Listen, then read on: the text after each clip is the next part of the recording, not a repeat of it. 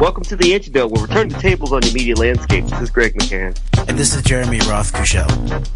I guess, Jeremy, this week is subtitled, because I guess we're both feeling this way, is where we're sick and tired of the media landscape, because increasingly, not just the mainstream media, but so much of what passes for the alternative media it's just kind of unfortunately, with so many narratives that are out there that we believe are weaponized and at some level are just, it's just, I think it's very difficult to find a lot of, and I'm not trying to be critical of anybody in particular, or just trying to make a generalized statement or put anybody down, but it's just hard at this point to really, find it's just a lot of problematic elements coming out of media, and then of course you've got that's combined with this crackdown on a lot of very good, legitimate, very good sources, such as the crackdown at KPFA, Pacifica, Bonnie Faulkner, and also the shutting down of websites such as Scott Creighton's amazing American Everyman website. And at times at various times you just get very jaded and disenchanted with the overall media landscape, and this is kind of one of those times right now. Yes. I don't know if you can hear my tiredness with the entirety of the media landscape dripping from my yes, but it's included in there, and it includes even like some of the best of the alternative media, including elements in terms of what you've just mentioned. There's just we've got a lot of work to do in order to up our game throughout the entirety of this media landscape. Yeah, and it's not to say we have all the answers or anything, but there are just a lot of pieces that are not hidden out there to this, I think, puzzle of kind of understanding the bigger landscape, no pun intended, of just, I think, a lot of what's going on in the world right now, in our own politics, as well as in places such as Europe, places such as Israel, and there's a lot of just missing pieces that are not hidden, that are out there for people to find. That, I just wonder how much longer a lot of people can miss things that are staring at them right in the face before you really just throw your hands up and say something's seriously wrong here. Yes. Yeah. And we've all got a lot of work to do to free our minds from the inherent trajectories and boxes that have been set up for us, especially in the middle of when so much of our issues are politically directed in nature, and we're trying to figure out a way to find a way through. And in order to do that, we're probably not going to be relying on these old stale memes and old stale political ideologies that were sort of come up with hundreds of years ago, or even these sort of frozen, boxed up approaches in the alternative press, all the way down into elements that are, including us. I'm questioning my own understanding all of the time.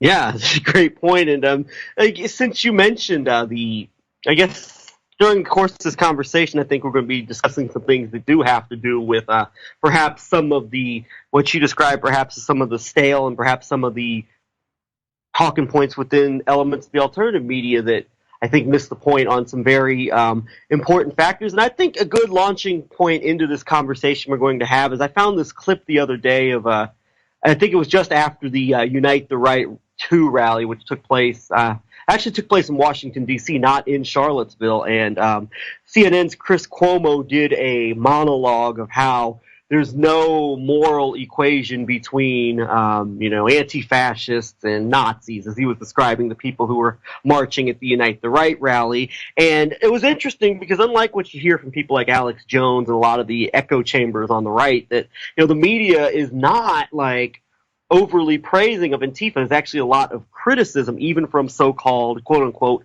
liberal media. So this was kind of a different tone here taken by Chris Cuomo in this refusal to have any type of moral comparison between the groups, and it's almost sounded in some ways like a defense of Antifa. At least that's how a lot of people were painting it, as, oh, it's just communist. CNN is just defending the communists who are out attacking people, right? But what I got out of this was the problem I had with this narrative is that looking at it from a perspective of just controlled movements, which it does appear that both of these entities that are always out at events like this. Whether it's the alt-right, quote-unquote, neo-Nazi white supremacist protesters or staging rallies, or whether it's the anti-fascist counter-protesters. I look at these as, at least at the top levels, being very controlled movements, and in a lot of ways I think are being steered by a lot of the same interests.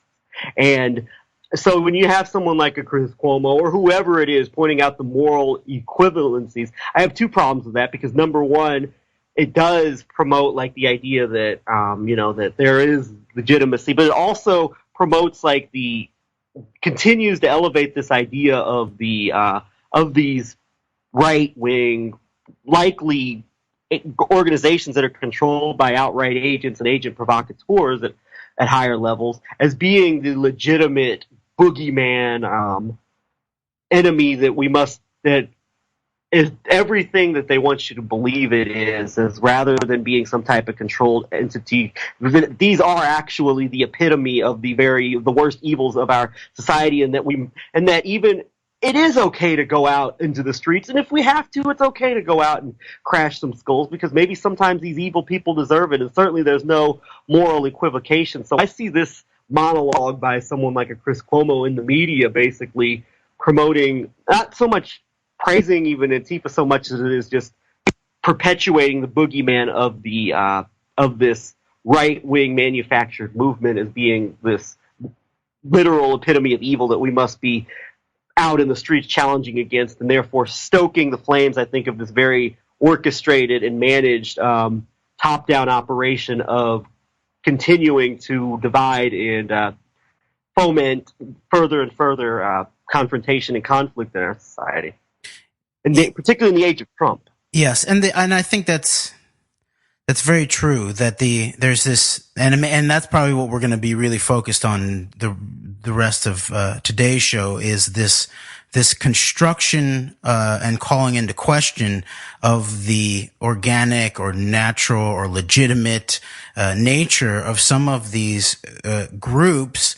And then also, I think that is the case, that there is an aspect of what that clip from Cuomo that did have to do with legitimizing the idea of political violence as somehow just self-defense, and then also in linking this idea of war in a certain way, right? Because then it's set up as an idea of that these alt-right unite the right marchers are really just an emanation of the fascists and the German National Socialists and the Japanese imperialists who the United States fought militarily in World War II, and thus there's a complete subfusion of this idea of personal self-defense, because in the midst of it, he was talking about if someone comes and punches me on my Italian nose or something like that, then I have the right to, I'm going to punch them back. And although we both do the punching, I'm the guy who has the legitimate use of force.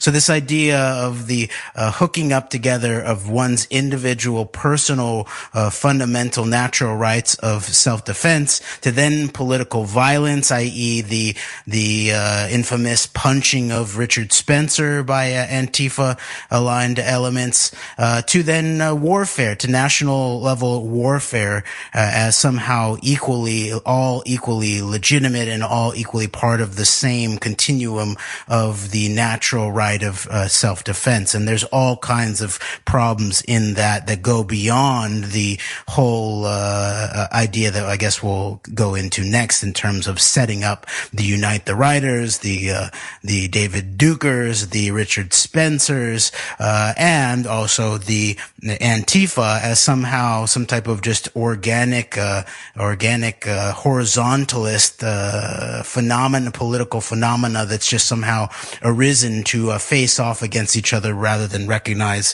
once again, these higher level powers, and many of them funneled through things like so-called national security architecture and intelligence operations. Yeah, so indeed, and so let's get into it. Now, the recent film that just came out, I believe it's been out for about 2 weeks now, BlacKKlansman with the letters KKK spelled in capital letters, new Spike Lee film which documents the infiltration of a Ku Klux Klan organization, of a chapter of the Ku Klux Klan, I believe, in Colorado by a black man, and also what is portrayed in the movie as a Jewish man, but I guess it turns out was not actually Jewish. And it's important, I think, to have not just a black man, but also a Jewish man be portrayed as the heroic infiltrators. I think in this day and age, I think that's important from, say, like a PR perspective, as far as like the presenting of this of the narrative and the landscape, and of course the kind of the maybe going back to the old Black-Jewish alliance of resistance against white supremacy and fascism and all this. But anyway, in this movie, which I have yet to get a chance to see, I am actually making a point to see this movie in the next couple of days, and perhaps we can talk even more about this topic after I've seen the movie, I'm hoping. But it turns out that a very well-written Twitter thread, actually, by Boots Riley, musical artist and documentary filmmaker, about this movie, and he pointed out some of the flaws in terms of the presentation of the film, and launched somewhat of not a really heavy-handed, somewhat of, I think, a very fair critique of one Spike Lee and his portrayal of this 1979 infiltration of the Ku Klux Klan chapter that the stars of the film are made out or presented as heroes for taking part in. Yes, and I'm glad that Boots Riley raised some of these topics, and I'll read what he said, and then we'll go into the areas which there's also some lack of even deeper analysis that probably should be done in relationship to not only this film depiction of these real life events, but also the larger scale history and background of all of that, but then also how it very much relates exactly to now and our political scene. And Boots Riley has a background as a black radical and a leftist, and he's started the group The Ku, a hip hop group, which has put out a lot of good music.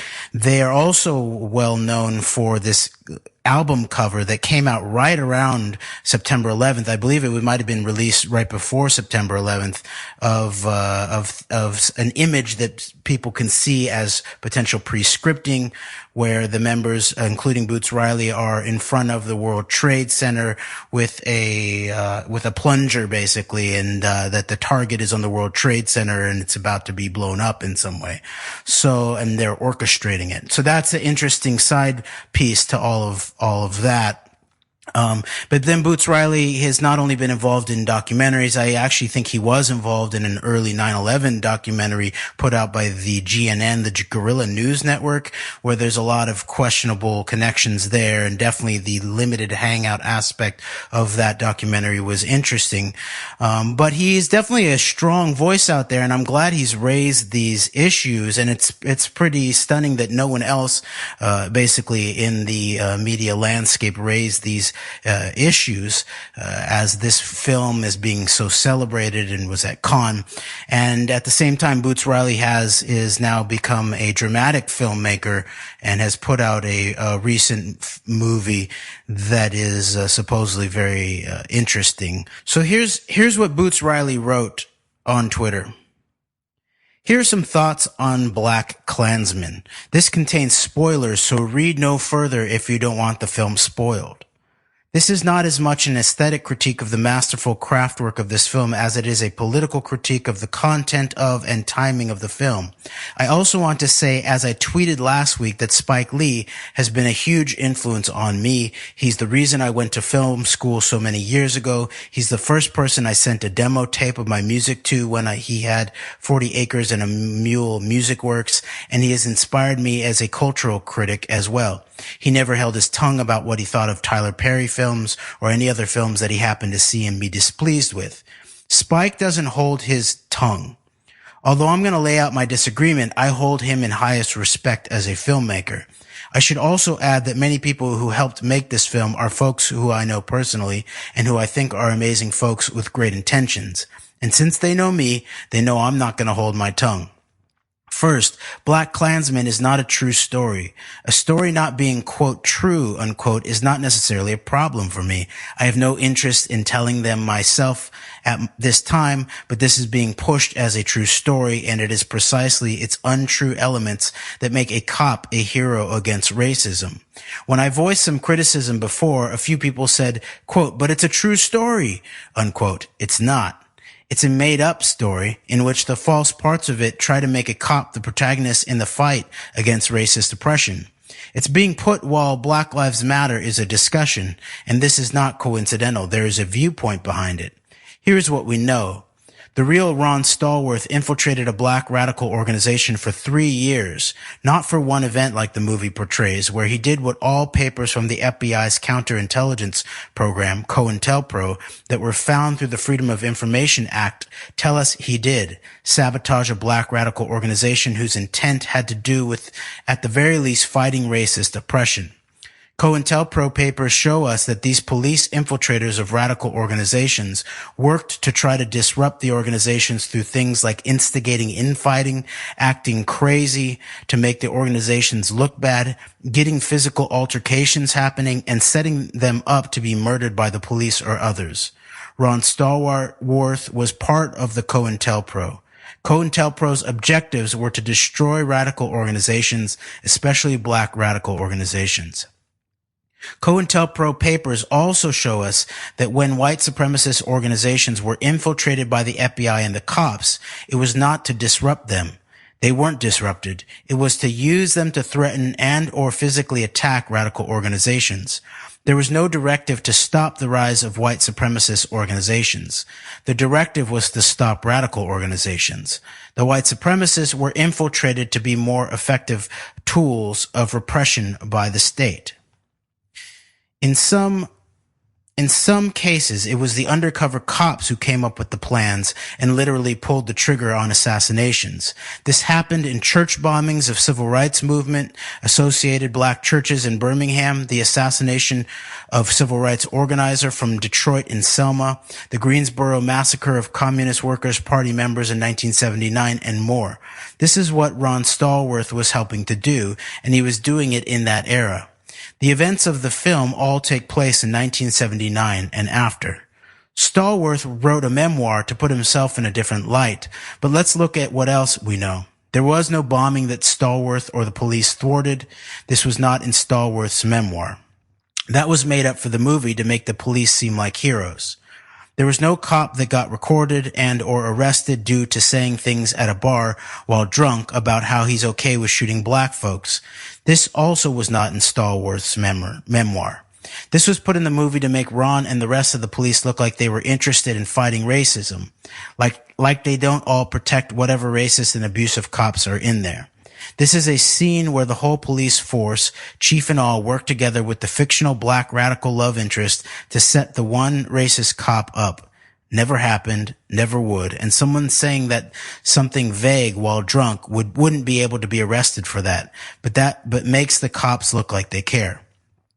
On a side, it's interesting that David Duke's response to all of this is similar in a certain way, from the opposite side of things, maybe not from the black left, but from the white right in many ways. Yeah, where but he points out that this bombing scenario was made up. Yeah, well, basically it's like where you have, say, maybe from a Boots Riley perspective, it's kind of a romanticized view of the radical left, and any type of questioning of like motives of perhaps certain organizations in that time period are not brought into question. It's the same with Duke, where he just basically just romanticizes the right wing and the righteousness of the cause he was involved in at the time.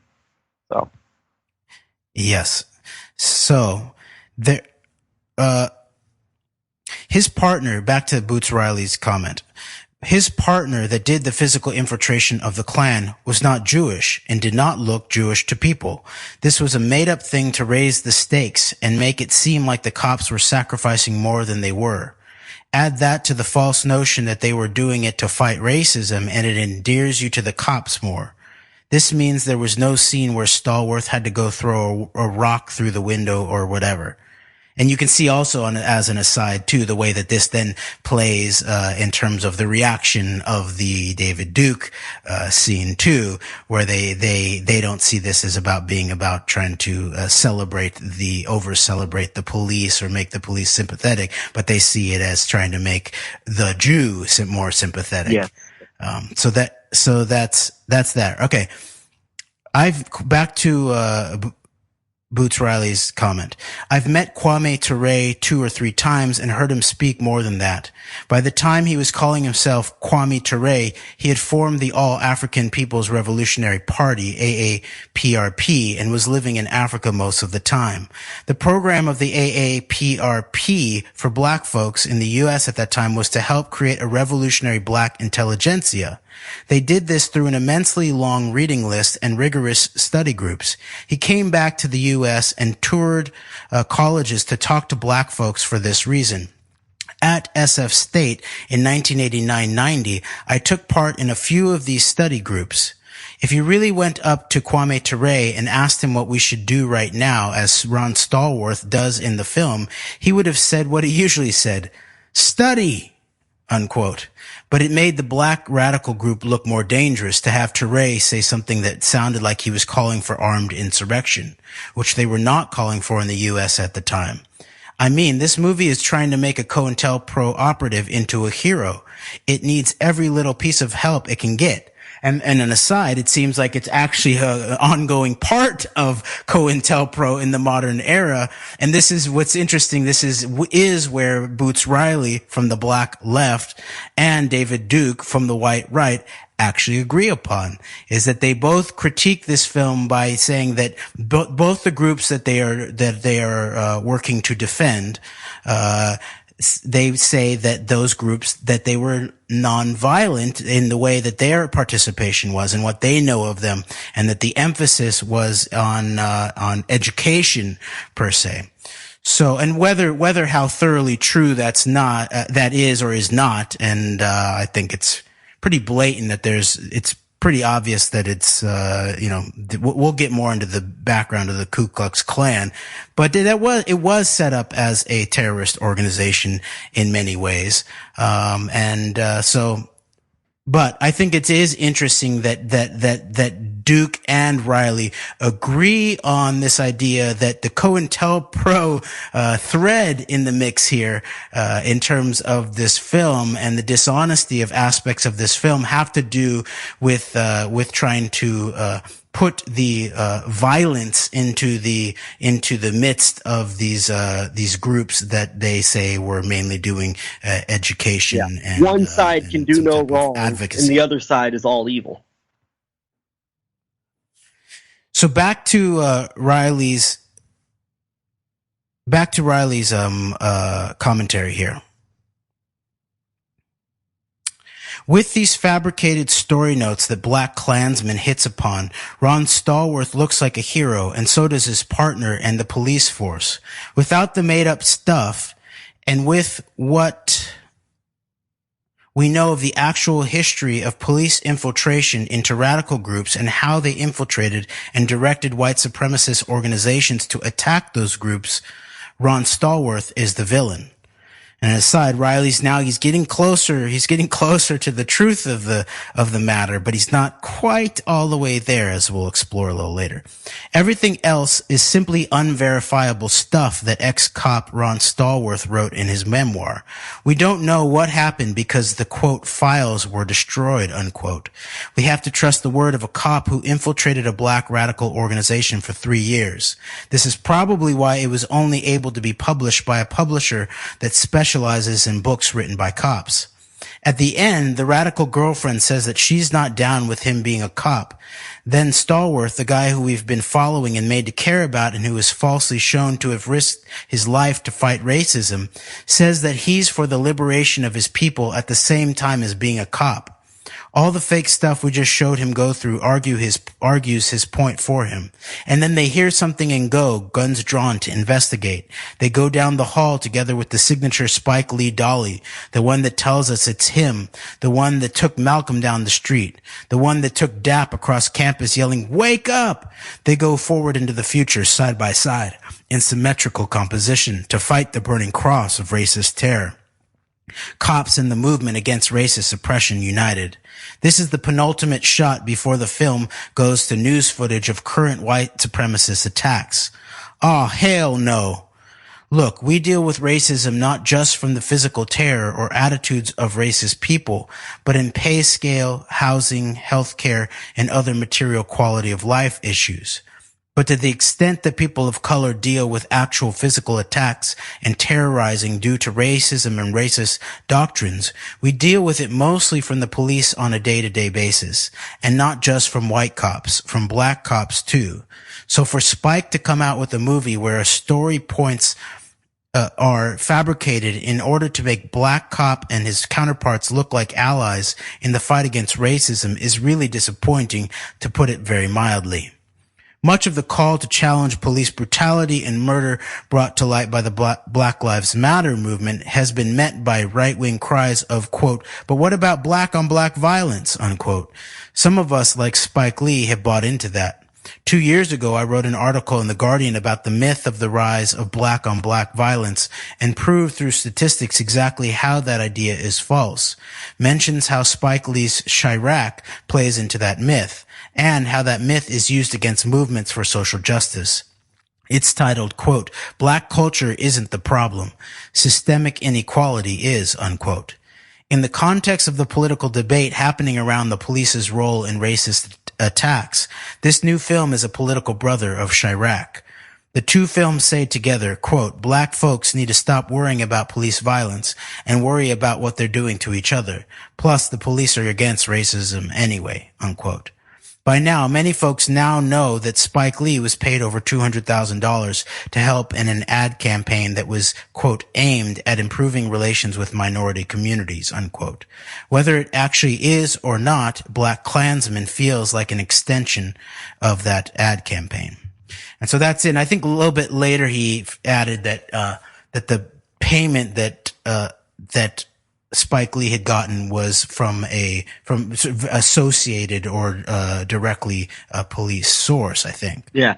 Thanks for reading that and breaking that down. And hopefully goes without saying, but I hope like people, whatever you may think of some of the more anti-police sentiment or whatever opinions may have on some of the things that were in the articles related to, say, race relations and things of that nature. I'm hoping I don't want that to be the point of what we're talking about here, and I hope that people don't just really harp on that and dwell on that as far as when commenting on the show, because I don't think that's where we're really trying to go with this whole conversation. So I just want to kind of throw that out there with a disclaimer. You can agree or disagree with that however you want, but it's not where we're trying to go with this conversation. I hope that doesn't become the dominant point of people in conversations and responses to this program we're doing here. So I just wanted to get that out of the way. But all in all, in general, I think this is a very fair and very balanced critique of a lot of the problems with the basic narrative and the basic story told in this film. Makes some very valid points about the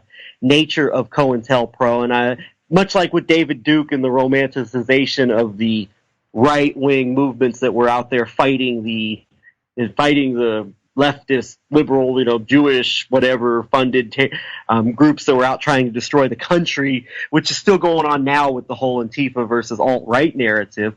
I'm not so sure of the romanticization of some of these more radical organizations on the other side. But barring that, I think you made a great point about COINTELPRO, and particularly this detective in this film is being hailed as a hero when he was part of a movement that was set up by the FBI, by the intelligence service, to infiltrate groups that were trying to make a difference in our society, that were representing the more outspoken, politically minded activists of the generation. And as you said, I don't think COINTELPRO's ever actually gone away. I think it's just simply, it's still out there. It's just not under that official umbrella anymore. I think it's as alive as ever, honestly.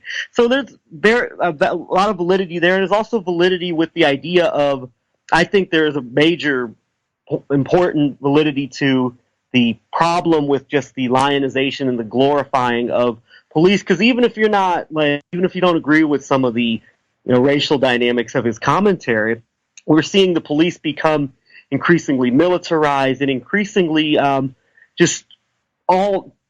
increasingly becoming, in a lot of ways, I think, the enemy of the people in terms of not your average police officer, but just the way that law enforcement operates in this day and age. And so you have a supposed radical filmmaker glorifying and basically defending and putting this entity in a positive spin. And that, combined with the COINTELPRO nature of Ron Stallworth and his history, I think that also is a problem in and of itself. But as you mentioned, Jeremy, there are some things that even in this otherwise very good commentary on this movie were left out of Boots Riley's critique of this film. And I think the major point I think we're going to get into here in the second half of the show is just the obfuscation, whether, and I don't know how aware of some of the information about the history of an organization like the Ku Klux Klan of Boots Riley is aware of, but there is a lot, obviously, the information historically of some of the background of the Ku Klux Klan, of its founding, and then of the events it's been involved in over the years, and events which really show that the Klan is not the basic boogeyman narrative of the Klan being this being everything that's promoted to be in the mainstream as the enemy, and the enemy that must vigilantly be fought against, and we must be out in the streets trying to stop and have conflicts with at all costs. And they're part of the white supremacist, fascist takeover of America, which, as you said, it was founded as a terrorist group, and it does operate that way, at least in the public eye. But it's not the genuine, it's not what is made out to be. Rather than being some type of legitimate effort by evil Nazis to take the country over, it's actually a tool of the same intelligence services that were involved in things such as COINTELPRO. And I think that, and I hope I'm making sense here because I'm a little all over the place, but I think that Boots Riley, I think, misses this in his commentary on this. And I don't know if it's just simply he's unaware of it or if it's something that is deliberately being kept out of his commentary. But I think it is important to hammer home that the Klan is not this entity that people make it out to be, in that what people want you to believe it is, in terms of just being the enemy that we must be out there in the streets fighting with and punching Nazis in the face and all this, and the justification for, say, political violence on a moral scale against these evil, nasty people that are just trying to oppress everyone. Well, in a certain way, you begin to see the Ku Klux Klan as, basically, I see it as similar to something like Al-Qaeda or ISIS, and that it's put forth as some type of organic uprising of a group of people, such as the way that Al-Qaeda and ISIS are put forth as an organic uprising of militant Muslims, in the same way that the Ku Klux Klan is put forth as some type of organic uprising of militant Southern whites or something like that. And the issue of the police, I don't think it's, the police is an organization that these larger scale intelligence operations have always been run through.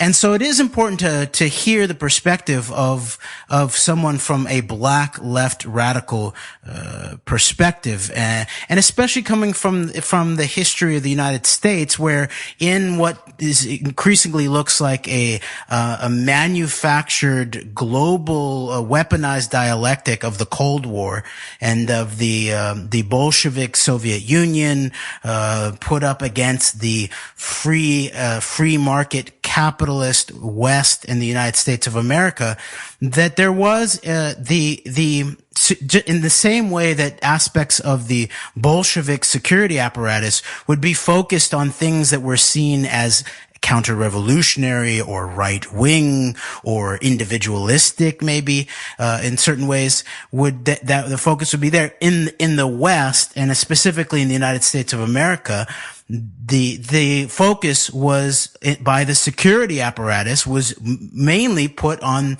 aspects of what was seen as the left, and that which could be seen or associated with the evil empire in the East of the Soviet Bolsheviks.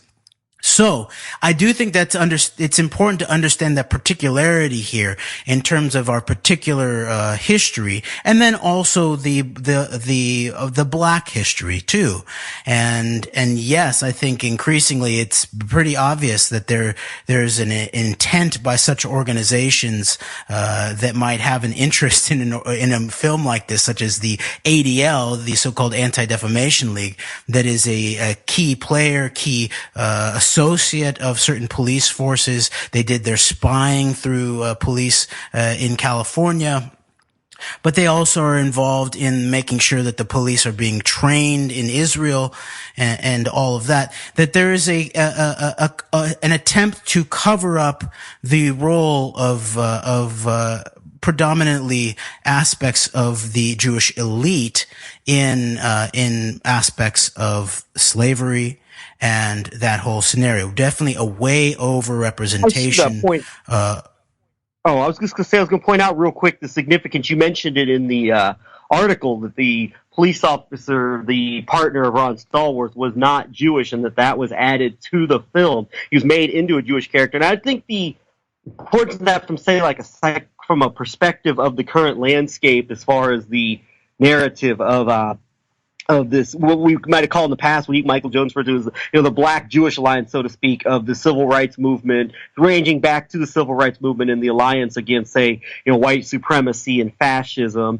And that is important in this day and age, because who is it that that these alt-right, reactionary types that are fomenting the right side of this split, who is it that they point to as the enemy? It's the Jew. And so if you have a Jew going in, infiltrating this organization, I think that's very important from a promotional perspective of the current landscape in our society as well. I think that's a very important added layer to this film that I think Boots Riley didn't pick up on the potential significance of.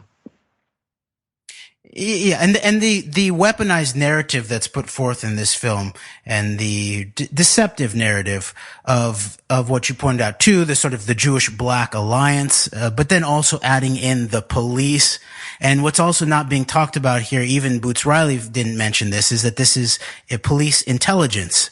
That's what Stallworth is. He's police intelligence. So there's an intelligence thread here, really, is what brings a lot of this together in many ways. But yes, the ADL types love this idea of this is the teaming up of the blacks with the Jews and the police agents in order to go against the evil white man. And then there is this sheen of the that sort of obscures the Jewish power, Jewish elite role in slavery, and the post, including elements of the Civil War, that whole thing that we'll get into now, but then also the post period in relationship to the evil white man as being the one who needs to be looked at as the source of all of these things. Indeed. And real quick before we dive into this article we're going to read from, I wanted to point out one more thing about this film, is that it once again is putting into the public eye as like kind of the face of all of this, alt-right kind of white supremacy, neo-Nazi fascist movement in America, one David Duke. And I know you listened to part of an interview that he did on this, I believe, the Public Space live stream, where they used to do all these debates with these alt-right and kind of alt-light people. And in this interview, I guess Duke mentioned that they're just trying to present the Klan as a bunch of backwards hicks when we had NORAD people in the Klan. And I believe it was also mentioned in this Deseret News article out of Utah regarding, I think there was also mentioned that there were NORAD people in the Klan. And I think what this does is, like, whereas a lot of people can just say, oh, well, okay. I think that this is significant because, NORAD is basically, I don't know how it would be described in terms. It definitely is military, and there's a lot of obviously a lot of significance with an operation such as NORAD and what it represents. But also, this is interesting in considering David Duke's history. Another thing I think gets missed by a lot of people who want to present him, who have this perhaps for emotional reasons or just for whatever, just want to believe that Duke is legitimately this what he's represented as, rather than being most likely a long-term, federal agent of some type. His long history of having connections with these very powerful, very influential entities within intelligence and military, such as going back to his father's work with the U.S. Agency for International Development when Duke was sent to Southeast Asia during the Vietnam War, to his claim that he flew flights for Air America, to his connections going on later on with the Operation Red Dog and elements of U.S. intelligence or private agencies that may have been involved in an operation such as that. So you have a long-term just history of Duke having all these connections with these entities, which I think point to and lend credence to the very likelihood that Duke is most likely a federal agent provocateur. And of course, his background, the Ku Klux Klan, which we're going to get into in a minute, and the entire, the history of that whole entity. But it does point to, rather than Duke being this literal boogeyman of the epitome of everything that is represented as being the evils of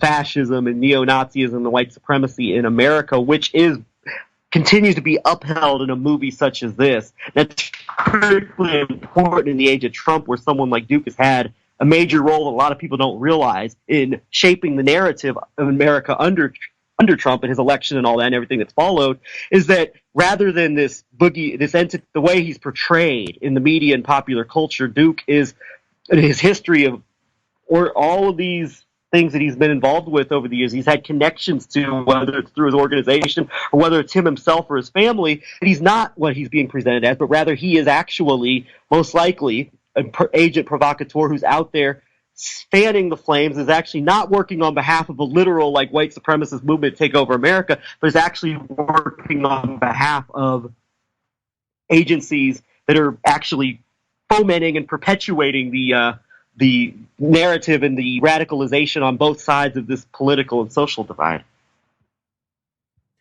It is interesting that the main points that Duke made in his interview with JF in pushing back against this film was and he attempted to rehabilitate not only himself, but he also attempted to rehabilitate the Ku Klux Klan in the midst of it, and he also was running tons of apologetics for Trump, and that the film was mainly an attack on white America and its best representatives such as David Duke and the real meaning of the Ku Klux Klan, but also on Donald Trump, and that this was really just a Jewish Hillary Clinton supporter attack on the real white right and its aspirations via the Ku Klux Klan and Donald Trump. So and you're right too, is in that you go into this Deseret News article, which is where Stallworth was presented to the world in many ways. It talks about his long-term undercover experience, and he's a nationally known expert on gang culture.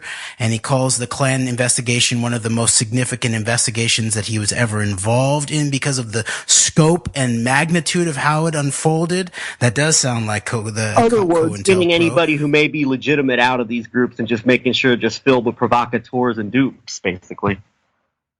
And then it goes into what you referenced. The investigation revealed that Klan members were in the military, including 2 at NORAD, who controlled the triggers for nuclear weapons. Whoa. Quote, I was told they were being reassigned to somewhere like the North Pole or Greenland, unquote, Stallworth said. So there you go. So this was they're at the heart of the Colorado Springs Ku Klux Klan group, as you would suspect, was high level aspects of the so-called defense department, and also and like you pointed out, how this aligns with Duke's history and the way that he utilized this, as you said, as a way of saying this sort of left wing Jewish Hillary Clinton backed film. It just tries to portray portray whites as green-teethed, hillbillies and stuff like that. But meanwhile, he uses this as to boost it. It was actually, high-level nuclear NORAD officers of some sort, which he just sort of glorifies that. And so his background, as you pointed out, with his father, a very likely CIA officer of some sort, he was a high-level oil man, and then USAID, and it looks like David Duke was his job teaching in Southeast Asia was directly connected with the Defense Intelligence Agency. So that's the common theme here, actually, I say, is intelligence and those networks. So then we'll go back into this really key document, The Ugly Truth About the ADL. I'm going to quote, "The Ku Klux Klan, KKK, was founded in Tennessee in the late 1860s by the Southern Scottish Rite leadership under Albert Pike. The KKK drew its membership from the pre-Civil War Knights of the Golden Circle. Judah P. Benjamin's early role in sponsoring and protecting both the Knights of the Golden Circle and the Ku Klux Klan offers a crucial insight into B'nai B'rith ADL's later role in fostering the revival of the KKK in the post-World War II period." We shall return to that sordid tale in a later chapter. Another Rothschild and B'nai B'rith ally who enjoyed the political patronage of arch-Confederate John Slidell August Belmont was Judah Benjamin's northern counterpart, a private secretary to the British House of Rothschild who arrived in New York City from London in 1837. Belmont rose to the chairmanship of the Democratic Party, a position he held for 20 years. Belmont was a leading advocate of free trade and states' rights, both cornerstones of the British Reconquest scheme. Prior to his emergence as a leading figure in the National Democratic Party, Belmont worked closely with the Charleston, South Carolina B'nai B'rith in fomenting radicalism among America's youth. The effort was, in this case, run directly by the Mother Lodge of the Scottish Rite in England, then under the command of Britain's Prime Minister Lord Palmerston. Was a figure in shaping the Zionist movement in its early days as well, So I'm going to skip much later into the document, Chapter 5, titled Colluding with Terrorists. In December 1985, then FBI Director William Webster, and by the way, this is right in this sort of directly in the time after the time frame of this film, BlacKKKlansman, William Webster, speaking at the National Press Club in Washington, D.C., admitted that a, quote, Jewish underground, unquote, had emerged as a serious terrorist threat to the United States during the preceding 12 months.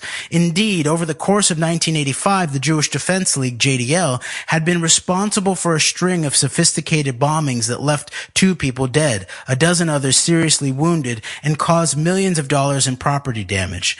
Alex O'Day, the head of the California branch of the Arab American Anti-Discrimination Committee, AADC, had been killed when a bomb went off at the group's Santa Ana office. 7 other people were hospitalized in the attack. Shirim Subos-Zolkov, a victim of the Justice Department's Nazi Hunting Office of Special Investigations, OSI, had also died when a booby-trap bomb blew up his home in Paterson, New Jersey.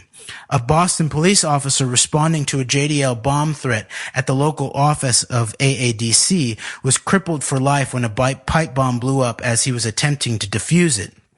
In each of these instances, the bomb attacks had been preceded by noisy public demonstrations and inflammatory press statements by Mordechai Levy, the leader of a JDL splinter group, the Jewish Defense Organization, JDO. Although FBI boss Webster left his National Press Club audience with the impression that the so-called, quote, Jewish underground, unquote, was a mysterious and amorphous outfit about which the FBI had little information, in truth, the Bureau had an exhaustive profile of the key personnel and their mode of operation. FBI agents on the scene of the Santa Ana, California murder of Alex O'Day knew the identities of the 3 men who planted the bomb before O'Day's body was even removed from the murder scene.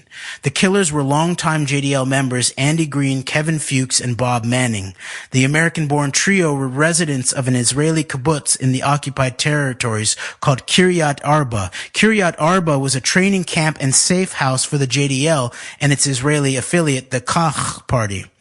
The FBI listed Fuchs, Green, and Manning as suspects in a total of 25 terrorist attacks inside the United States. Fuchs had been jailed in Israel in 1983 for firing a Soviet-made AK-47 rifle at a busload of Arabs on the West Bank. Manning had served time in jail for the United States, for the bombing of the home of an Arab American activist. When the three JDLers arrived in Los Angeles several days before the O'Day murder, they were already under FBI surveillance. It's no wonder that FBI Director Webster was not anxious to discuss details with the room full of reporters at the National Press Club. The Bureau had been in a position to prevent the bombing of the Santa Ana AADC office, and they had flubbed it. Or worse, ? At the same time that the, quote, Jewish underground, unquote, was conducting its bombing spree from coast to coast, the FBI was relying increasingly on the ADL for information about extremist groups. This was the same ADL that would join with the KGB and the East German Stasi in covering the trail of the assassins of Sweden's head of state, Olof Palme. Even more to the point, this was the same ADL that was instrumental in the creation and deployment of such diverse terrorist groups as the JDL and the Ku Klux Klan. According to Robert Friedman, the biographer of JDL founder Rabbi Meir Kahane, the militant Jewish group was controlled from its founding days by a secret 3-person committee made up of future Israeli Prime Minister and Mossad operations chief Yitzhak Shamir. I believe he's also the father of the Likud party. Right-wing Israeli parliamentarian Geula Cohen, and the Brooklyn ADL chairman Bernard Deutsch. It was at a December 1969 meeting between Cohen and Kahane, arranged by Deutsch, that the JDL launched its campaign of terror and intimidation against Soviet diplomats in New York and Washington, aimed at forcing the Soviets to loosen up their immigration laws for Jews. In the early days before JDL head Kahane hooked up with mobster Joe Colombo, and many JDLers began funding the terrorist operations by selling dope or running syndicate shakedown operations, ADL man Deutsch had been the moneybags behind the Jewish militants. Deutsch's involvement with the JDL was such a well-kept secret that his Kahane links remained virtually unknown until 1991. Just as the B'nai B'rith had quietly steered other Jewish American groups to smuggle arms into Russia on the eve of the Bolshevik Revolution, the ADL ran, quote, the Jewish underground, unquote, from behind the scenes, often going through the motions of publicly denouncing the JDL violence to make sure that no direct links were ever surfaced. And then final section here, and we've read this before in our previous show, I believe, about the B'nai B'rith and ADL. It's titled ADL's Ku Klux Klanners.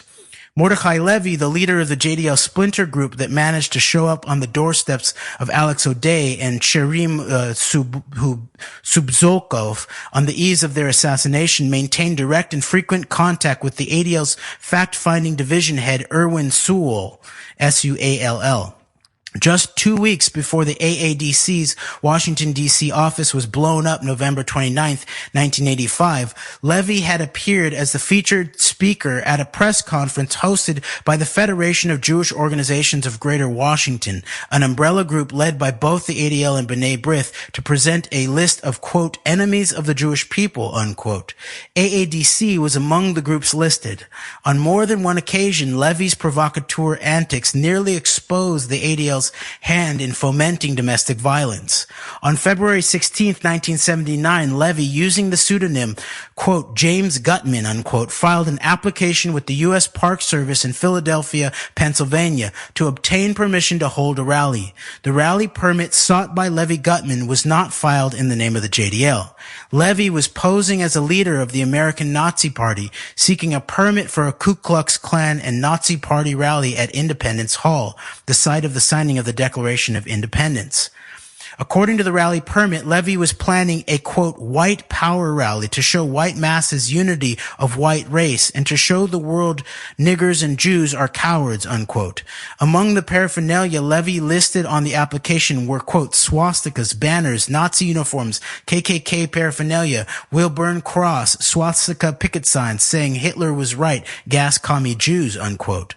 Working out of the Philadelphia offices of the Jewish Defense League, Levy organized local chapters of the KKK and neo-Nazi groups to attend the Independence Hall rally. In the case of the Trenton, New Jersey KKK, Levy had an inside track. James Rosenberg, also known as, quote, Jimmy Mitchell, unquote, and, quote, Jimmy Anderson, unquote, a full-time paid employee of the ADL fact-finding division, had successfully infiltrated the local chapter of the Klan. Rosenberg had recently attempted unsuccessfully to get some of the local KKKers to blow up the Trenton headquarters of the National Association for the Advancement of Colored People, NAACP. At the same time he was posing as, quote, James Gutman, unquote, neo-Nazi Levy was also mobilizing the Jewish community and every ragtag left-wing radical group in the greater Philadelphia area to attend a mass demonstration to, quote, confront the KKK and Nazis at Independence Hall. All the ingredients were there for a serious riot courtesy of the ADL. Amazing. And we're not, I'm starting to see things I didn't see the last time we were going through this with the similarities. I mean, the whole act of dressing up as a Nazi and Hitler was right, gas the Jews. Sounds very much what David Duke was doing as a college student at LSU with his SS uniform, gas the Chicago 7. And so I'm seeing a lot more similarities here. And we're not going to have time to get into, we talked about in the past, you can find it in the Ugly Truth about the ADL article, but we're not going to have time to get into it on this show. But the roles of basically informants, federal informants within the KKK, I believe it was the same particular person had a role in both the deaths of Schwerner, Cheney, and Goodman, which was one of the major murders of the 1960s in Philadelphia, Mississippi, which really set the stage for the civil rights movement as we know it, at least within like the acceptable historical narrative of it, and also setting up Klan members to bomb and I was thinking about this when you said to bomb the chapter of the NAACP in Trenton, New Jersey, bombing the local director of the Anti Defamation League somewhere in the South, and setting up Klan members who ended up being ambushed and killed by police. So I was thinking about that in regards to this too. And so what we're doing here is basically, this is kind of the history of this organization that this boogeyman David Duke is seen as the face of, that is never discussed in any of these circles, whether it's Spike Lee or whether it's Boots Riley or whether it's pretty much anyone in with, I think, a major type of platform has any type of significant voice in our conversation and discourse. So it's important to get this information out here, and I thank you for bringing all that up. Yeah, Sid, I guess we're out of time for this week, but I would just say, too, that that incident that I just read about, I believe, was interrupted before it happened. But these other ones, such as the Goodman, Cheney, Schwerner murders that you referred to, were not. And I would also say that it does strike me as very similar to this background of David Duke, as you pointed out, running across college campuses in his Nazi paraphernalia. And I would point out that just because he's now adopted, he's got his plastic surgery, and he's presented himself as a PhD, and he's Russo friendly, and he's much more media friendly now, that it's actually the ongoing usage of a certain box of so-called ideology that's now that's made its way into its current incarnation as the so-called alt-right, that continues onwards and plays the perfect counter-gang boogeyman to these aspects of the also in many cases ADL associated so-called left. So it's what Joe Atwood refers to as a lifetime actor. Yeah, and then it's also then lifetime directors behind the stage, Great. Running the theater. And so until next week, keep digging. Antidote, we out.